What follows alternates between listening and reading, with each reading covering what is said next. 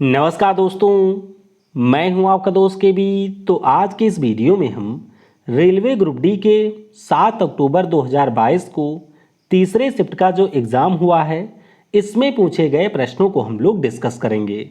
तो पूरा वीडियो बहुत ही ध्यान से देखिएगा। इस वीडियो की जो PDF फाइल है वह आपको टेलीग्राम चैनल केवी गुरुजी या kvguruji.in के ऊपर मिल जाएगी। तो वहाँ से आप इसकी PDF को डाउनलोड कर सकते हैं। रेलवे ग्रुप डी के टोटल 81 शिफ्ट की अगर आप लोग रियल एनालिसिस की ईबुक डाउनलोड करना चाहते हैं तो उसकी लिंक आपको नीचे डिस्क्रिप्शन में मिल जाएगी। वहां से आप लोग इस ईबुक को डाउनलोड कर सकते हैं। इस ईबुक की खास बात यह है कि टोटल 81 शिफ्ट के प्रश्न इसमें कवर किए गए हैं और सारे प्रश्न पूरी डिटेल के साथ में इमेज वगैरह के साथ में इंक्लूड किए गए हैं, जिससे आप लोग बेहतर तरीके से रिवीजन कर सकते हैं। तो चलिए अब इस वीडियो की हम शुरुआत करते हैं।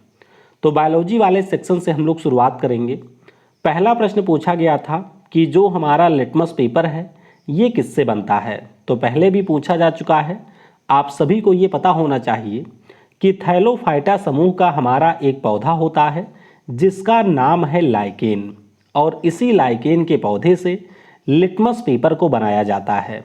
लिटमस पेपर के बारे में आपको ये ध्यान रखना है कि न्यूट्रल अवस्था में इसका जो रंग है वो आपके बैंगनी रंग का होता है।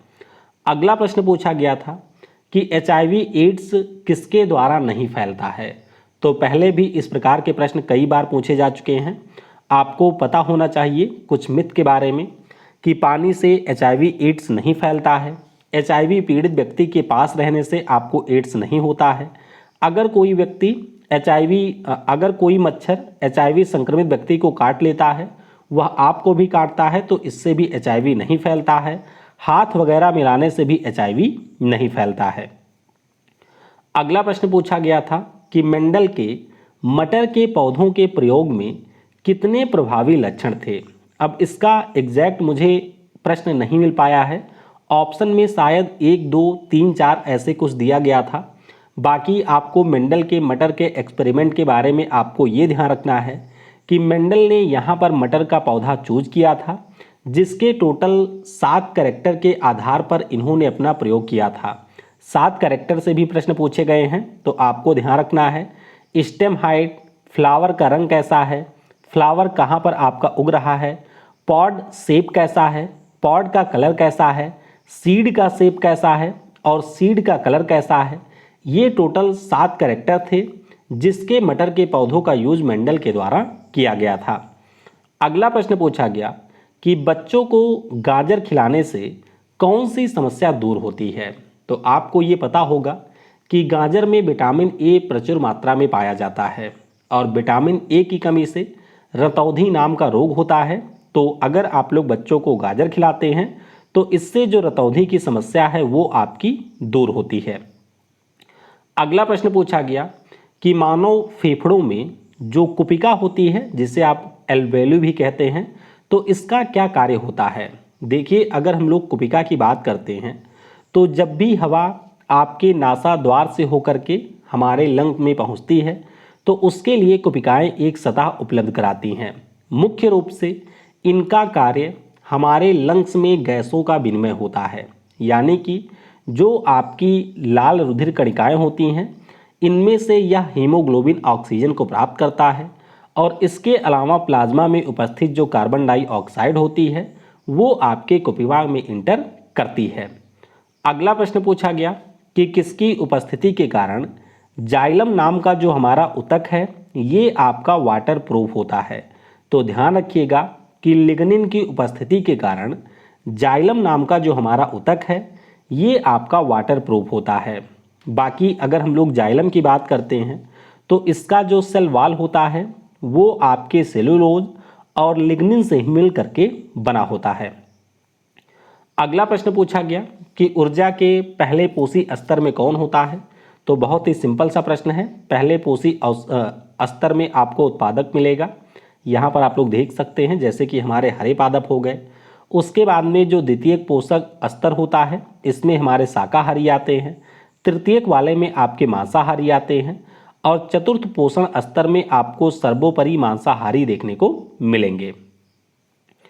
करंट अफेयर से पूछा गया कि जून 2022 तक मद्रास हाईकोर्ट के नए मुख्य न्यायाधीश के पद पर कौन थे। तो मद्रास हाईकोर्ट की अगर हम लोग बात करते हैं तो मुनीश्वर नाथ भंडारी जून में यहाँ के मुख्य न्यायाधीश थे।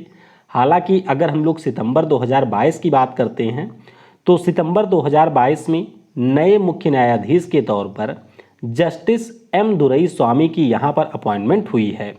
आपको ये भी ध्यान रखना है कि जो भी हमारे हाई कोर्ट के मुख्य न्यायाधीश होते हैं उनकी नियुक्ति भारत के राष्ट्रपति के द्वारा आर्टिकल 223 के अंतर्गत किया जाता है।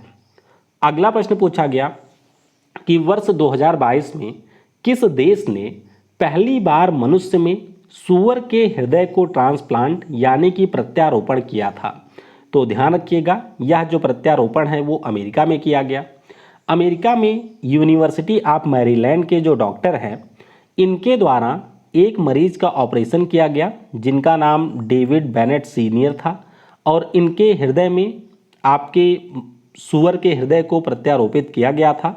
हालांकि 2 महीने के बाद ही मार्च 2022 में बेनेट का निधन हो जाता है। अगला प्रश्न पूछा गया कि 2022 राष्ट्रमंडल खेल में सौरभ घोषाल ने किस खेल में कांस्य पदक जीता है। तो सौरभ घोषाल की अगर हम लोग बात करते हैं हमारे देश के ये फेमस स्क्वैश खिलाड़ी हैं और इस साल जो आपका राष्ट्रमंडल खेल हुआ है उसमें इन्होंने व्यक्तिगत श्रेणी में और आपकी टीम प्रतिस्पर्धा दोनों में कांस्य पदक जीता है। कुछ अन्य स्क्वैश खिलाड़ियों की बात करें तो सौरभ घोषाल पहले पूछा जा चुका है, ज्योत्सना चिनप्पा का नाम भी पूछा जा चुका है, अनाहत सिंह भी हमारे स्क्वैश खिलाड़ी हैं, अभय सिंह हैं, रमित टंडन हैं, दीपिका पल्लीकल हैं। तो ये सारे हमारे स्क्वैश खिलाड़ी हैं। अगला प्रश्न पूछा गया कि निम्नलिखित में से कौन सी नदी उत्तर भारत के मैदानी भागों से नहीं बहती है। ऑप्शन में दिया गया था ब्रह्मपुत्र, गंगा, सिंधु और कावेरी। तो आप सभी को ये पता होना चाहिए कि उत्तर भारत का जो हमारा मैदानी भाग है वह ब्रह्मपुत्र, गंगा और सिंधु नदी के द्वारा बनाया गया है, जबकि कावेरी नदी की अगर हम लोग बात करते हैं तो ये हमारे दक्षिण भारत में बहती है। अगला प्रश्न पूछा गया कि मोत्सू नाम का जो त्यौहार है ये किस राज्य में मनाया जाता है। तो ये भी हमारा प्रश्न रिपीट हुआ है। नागालैंड राज्य की अगर हम लोग बात करते हैं तो यहाँ पर मोत्सू नाम का त्यौहार मनाया जाता है। आपको ध्यान रखना है कि एओ नाम का एक ट्राइब है जिसके द्वारा मोत्सू नाम का त्यौहार मनाया जाता है। और अगर हम लोग मोत्सू त्यौहार की बात करें तो यह आपके फसल से जुड़ा हुआ एक प्रकार का त्यौहार है। अगला प्रश्न पूछा गया कि किस अधिनियम के अंतर्गत ईस्ट इंडिया कंपनी को ब्रिटिश संसद के अधीन कर दिया गया था। तो 1857 की क्रांति होती है, उसके बाद में ब्रिटिश पार्लियामेंट के द्वारा एक एक्ट लाया जाता है जिसका नाम है भारत सरकार अधिनियम 1858 और इसी एक्ट के माध्यम से अब भारत में जो शासन का नियंत्रण है वो सीधे ब्रिटेन की संसद के पास में चला जाता है और लॉर्ड कैनिंग को भारत का पहला गवर्नर जनरल और वायसराय के पद पर नियुक्त किया जाता है। अगला प्रश्न पूछा गया कि हिंदू कुश पर्वत श्रेणी भारत के किस दिशा में है। तो हिंदू कुश की अगर हम लोग बात करते हैं तो ये आपको उत्तर पश्चिम में पाकिस्तान और अफगानिस्तान में देखने को मिलेगा, यानी कि उत्तर पश्चिम में हिंदू कुश पर्वत श्रेणी स्थित है। इसकी सर्वोच्च चोटी का नाम भी कई बार पूछा जाता है, तो ध्यान रखिएगा हिंदू कुश पर्वत श्रेणी की जो सर्वोच्च चोटी है वो आपको पाकिस्तान में देखने को मिलेगी और इसका नाम है त्रिशमीर। अगला प्रश्न पूछा गया कि दहेज प्रथा अपराध के लिए आईपीसी की कौन सी धारा लगती है। तो आपको ये ध्यान रखना है कि आईपीसी की जो 498 का सेक्शन ए है ये आपके दहेज प्रथा से संबंधित जो भी आपके अपराध होते हैं उसके लिए लगाई जाती है। आपको ये भी ध्यान रखना है कि हमारे देश में जो दहेज को समाप्ति के लिए कानून आया था उसको भारत की संसद ने 1961 में पास किया था। अगला प्रश्न सिंपल सा पूछा गया कि भारतीय संविधान की 8वीं अनुसूची में कितनी भाषाएं शामिल हैं। तो टोटल आपको 22 भाषाएं देखने को मिलेंगी, जबकि अगर हम लोग मूल संविधान की बात करते हैं तो मूल संविधान में केवल आपकी 14 भाषाएं थीं। अगला प्रश्न पूछा गया कि निम्नलिखित में से कौन सा असम का प्रसिद्ध टाइगर रिजर्व है। तो तिनसुकिया, डिब्रूगढ़ जैसे यहाँ पर ऑप्शन दिए गए थे, लेकिन एक ऑप्शन था काजीरंगा टाइगर रिजर्व। तो ये हमारे असम का फेमस टाइगर रिजर्व है। बाकी अगर हम लोग असम की बात करते हैं तो यहाँ पर आपको 4 टाइगर रिजर्व देखने को मिलेंगे। ओरांग है, नामेरी है, मानस है और काजीरंगा है। तो ये चारों टाइगर रिजर्व आपके असम राज्य में स्थित हैं। चलिए आप लोग कमेंट में ये बता दीजिएगा कि वर्तमान में हमारे देश में टोटल टाइगर रिजर्व की संख्या कितनी है। अगला प्रश्न पूछा गया कि अनुच्छेद 21 में क्या प्रावधान है। तो सिंपल सा रिपीटेड प्रश्न है। प्राण और दैहिक स्वतंत्रता का जो संरक्षण है वो आपको आर्टिकल 21 में देखने को मिलेगा। अगला प्रश्न पूछा गया कि मध्य प्रदेश किस राज्य के साथ सीमा साझा नहीं करता है। तो एक ऑप्शन बिहार था, बिहार के साथ में मध्य प्रदेश सीमा साझा नहीं करता है, जबकि उत्तर प्रदेश, राजस्थान, गुजरात, महाराष्ट्र, छत्तीसगढ़ ये आपके ऐसे राज्य हैं जिनके साथ में महाराष्ट्र सीमा को साझा करता है। राजस्थान से शायद नहीं करता है, तो ये आप लोग चेक कर लीजिएगा, राजस्थान से ये सीमा साझा नहीं करता है। अगला प्रश्न पूछा गया कि डोबे-रायनर के त्रिक के नियम के अनुसार क्लोरीन, ब्रोमीन और आयोडीन का सही क्रम क्या होगा। देखिए डोबे-रायनर महोदय के द्वारा 3 मुख्य रूप से आपके त्रिक बनाए गए थे और इन्होंने कहा था कि अगर हम लोग 2 तत्वों को इस प्रकार लेते हैं कि उनका जो परमाणु द्रव्यमान है उसका हम लोग औसत ज्ञात करें तो तीसरे वाले तत्व के परमाणु द्रव्यमान के बराबर होता है। तो क्लोरीन का 35.5 होता है, आयोडीन का 127 होता है और अगर हम लोग इसका औसत लेंगे तो ये आपके ब्रोमीन के बराबर होगा। एक प्रश्न फिर रिपीट हुआ कि अम्लीय वर्षा का जो पीएच मान है वो 5.6 होता है, यानी कि ये हमारा अम्लीय है। तो जब यह जल नदी के जल से मिलेगा तो क्या होगा। तो सिंपल सा प्रश्न है, यहाँ पर जो नदी का जल है वह भी आपका अम्लीय हो जाएगा। अगला प्रश्न पूछा गया कि मेंडलीव की जो आवर्त सारणी है ये किस पर आधारित थी। बहुत ही आसान है, तो ये हमारे परमाणु भार के ऊपर आधारित थी। आपको ये भी पता होना चाहिए कि 1872 में जर्मनी की एक पत्रिका थी जिसमें मेंडलीव की आवर्त सारणी पहली बार प्रकाशित हुई थी। अगला प्रश्न पूछा गया कि विस्थापन अभिक्रिया में क्या होता है, यानी कि जो डिस्प्लेसमेंट रिएक्शन है उसमें क्या होता है। तो आपको मैं कई बार पहले भी करा चुका हूँ कि जब भी आपका कोई एक ऐसा परमाणु होता है कि वह एक यौगिक के साथ में अभिक्रिया करता है और इस यौगिक में जो आपका परमाणु है उससे ये वाला ज़्यादा क्रियाशील है, तो उस स्थिति में यहाँ पर जो ये हमारा एटम है वह इसको रिप्लेस कर देता है। तो ज़्यादा अपक्रियाशीलता वाला जो तत्व है वह जिस यौगिक के साथ में रिएक्शन करता है उस यौगिक से कम क्रियाशील वाले तत्व को यहाँ पर रिप्लेस कर देता है। अगला प्रश्न पूछा गया कि C3H8 और C5H12 के परमाणु द्रव्यमान में कितना अंतर होगा। तो यहाँ पर आपको पता होना चाहिए, C3H8 की बात करें तो कार्बन का 12 होता है, 3 हो गए, और हाइड्रोजन का 8 होता है तो 1 होता है, तो इसके टोटल 8 हैं। मल्टीप्लाइड करेंगे तो ये आपका 44 होगा। इसी प्रकार से C5H12 की बात करें तो यहाँ पर कार्बन के 5 हैं, तो 12 गुणे 5 प्लस 12 गुणे 1 ये 72 हो जाएगा। दोनों का अगर हम लोग अंतर निकालेंगे तो ये आपको 28 देखने को मिलेगा। अगला प्रश्न पूछा गया कि निम्नलिखित में से किसे समानांतर क्रम में जोड़ा जाता है। अब ये समानांतर था या श्रेणी क्रम था, थोड़ा सा आप लोग क्लियर करिएगा कमेंट में, या जिसको ऑप्शन पता है वो भी बताइएगा।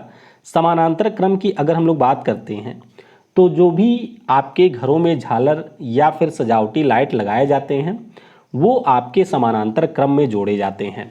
रीजन इसके पीछे का क्या होता है, देखिए हम लोगों ने कई बार ये पढ़ा है कि जब हम लोग किसी भी चीज़ को समानांतर क्रम में जोड़ते हैं तो उस स्थिति में जो वोल्टेज है वो आपका समान रहता है, और इसीलिए यहाँ पर जो भी हमारे बल्ब जोड़े जाते हैं वो आपके समान प्रकाश के साथ में चमकते हैं।